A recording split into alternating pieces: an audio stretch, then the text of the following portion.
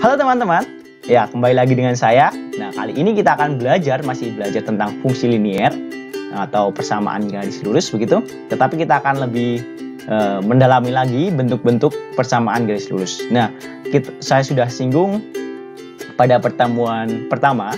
Nah, kita akan mempelajari bentuk eksplisit dan implisit begitu ya. Ada istilah itu kemarin saya sebutkan kalau nggak salah. Nah, benar sekali bentuk persamaan garis itu adalah ada bentuk eksplisit dan implisit. Nah, apa sih yang membedakan? Kita lihat.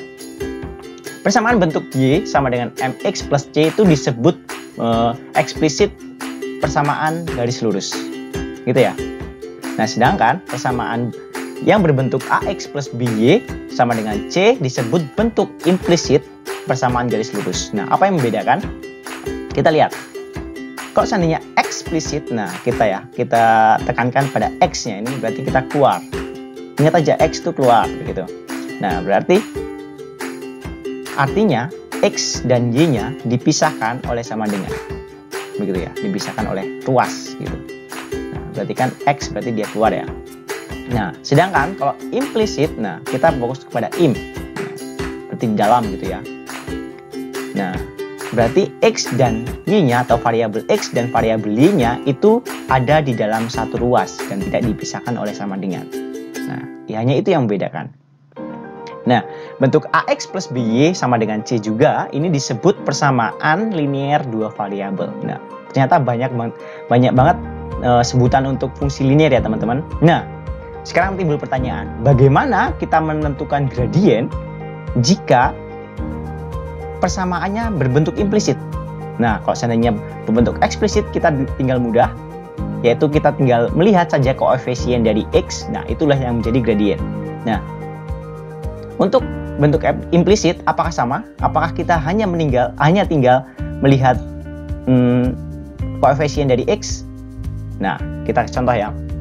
Nah, tentukan gradien garis dari persamaan berikut.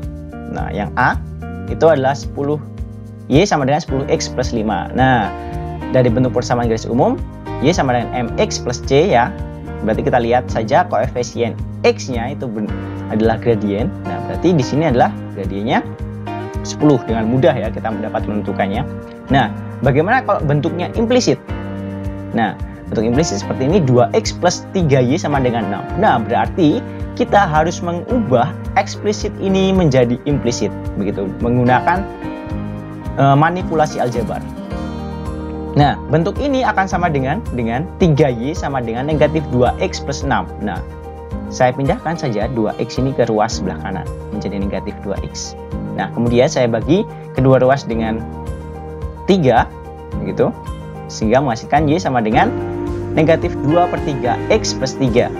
Nah, sehingga dengan demikian kita dengan mudah menentukan, nah ini adalah merupakan gradiennya. Nah, jadi gradien dari persamaan garis 2X plus 3Y sama dengan 6 adalah negatif 2/3. Nah, sekarang kita akan beralih ke bagaimana sih hubungan gradien terhadap dua buah garis. Nah, jika diketahui garis G memiliki gradien M dan garis H memiliki diketahui garis G memiliki gradien M1 dan garis H memiliki gradien M2 begitu. Nah, jika M1 atau gradien G ini tidak sama dengan gradien H atau dinotasikan M1 tidak sama dengan M2, itu berarti kedua garis ini atau garis H dan garis G ini berpotongan. Ya. Jika M1 tidak sama dengan M2. Nah, lalu bagaimana kalau seandainya M1 sama dengan M2?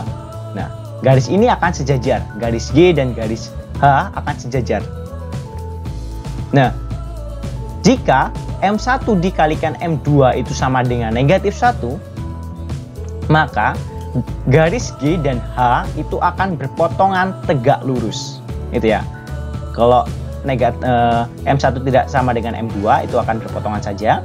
Tapi kalau seandainya M1 dikali M2 itu akan sama dengan negatif 1, itu akan berpotongan tegak lurus.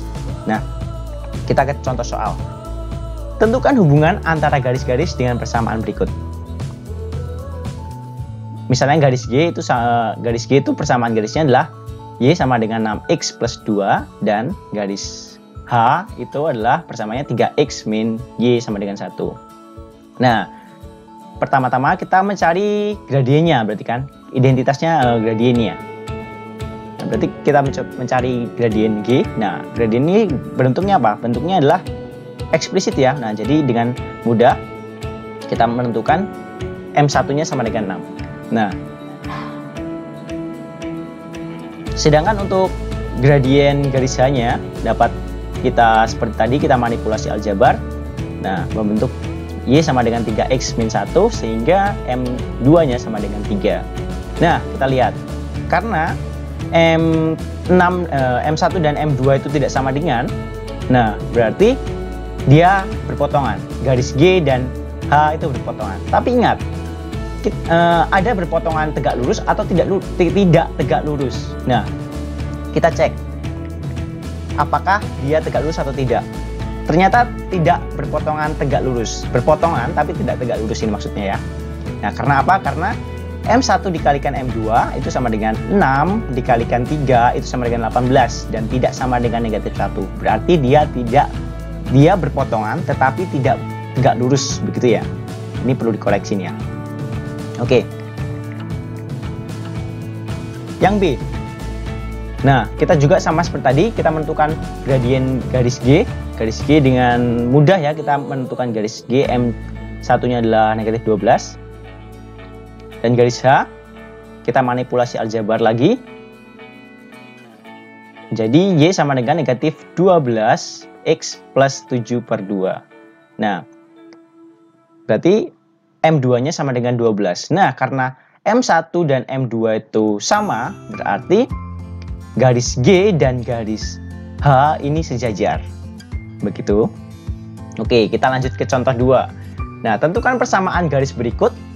Jika jika garis tersebut melalui titik negatif 8,2 dan sejajar dengan garis 2X min Y sama dengan 10. Nah, sejajar ya, kata kuncinya adalah sejajar. Nah, berarti kita perlu mencari gradien ini dulu. Nah, kalau sejajar berarti gradien ini akan sama dengan gradien garis yang melalui titik negatif 8,2.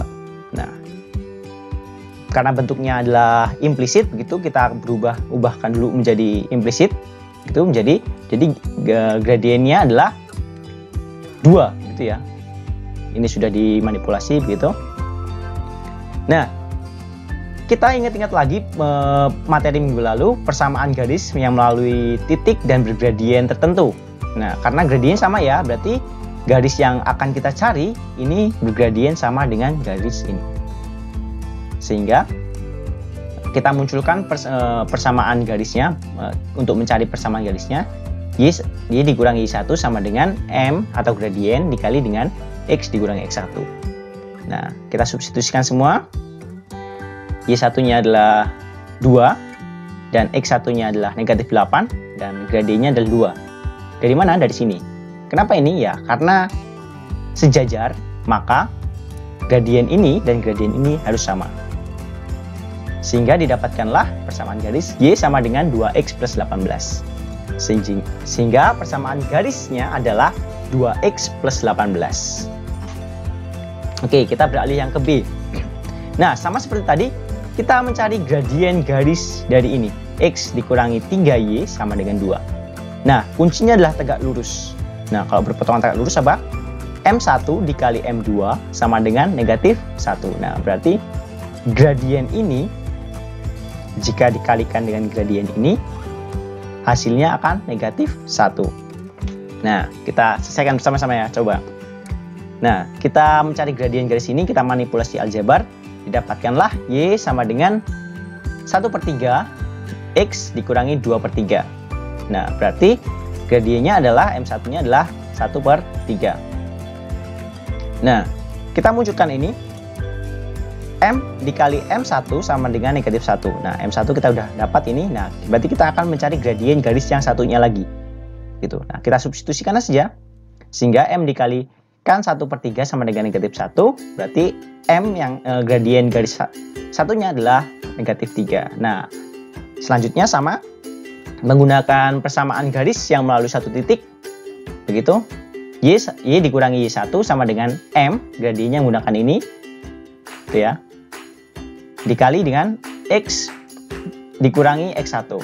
Nah, kita substitusikan. Y1-nya adalah negatif 3, M-nya juga negatif 3, dan X1-nya adalah 6. Sehingga kita dapatkanlah Y sama dengan negatif 3X ditambah 18. Ya, dikalikan biasa. Dan ini dikurang 3. Nah, ini positif. Pindah ruas menjadi negatif. Sehingga persamaan garisnya adalah Y sama dengan negatif 3X plus 15. Begitu. Nah, untuk mendalami materi kali ini, seperti biasa, silakan dicoba soal-soal latihan berikut ini dan dikumpulkan pada forum yang sudah disediakan. Oke, pertemuan kita hari ini sampai saat ini saja.